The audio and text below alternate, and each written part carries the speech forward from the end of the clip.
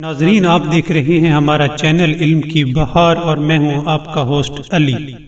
ناظرین، ایک شخص حضرت علی علیہ السلام کی خدمت میں آیا اور کہنے لگا، یا علی، وہ کون سی چیزیں ہیں جن سے رزق میں اضافہ ہوتا ہے؟ حضرت علی علیہ السلام نے کہا کہ اے بندہ خدا، جو باتیں میں بتا رہا ہوں انہیں غور سے سنو۔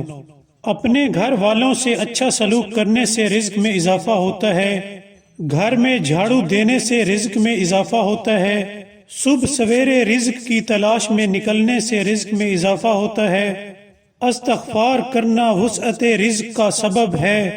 امانت داری رزق کو بڑھا دیتی ہے،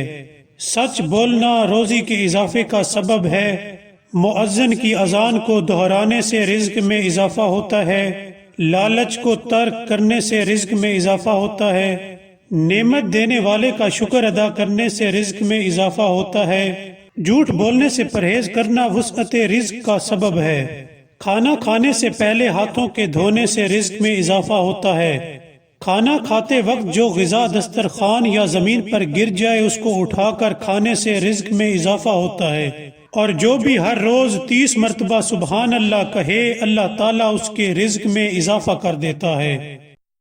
ناظرین، اگر آپ کو ہماری ویڈیو پسند آئی ہو تو سبسکرائب کرنا مت بھولیے گا۔ Thank you.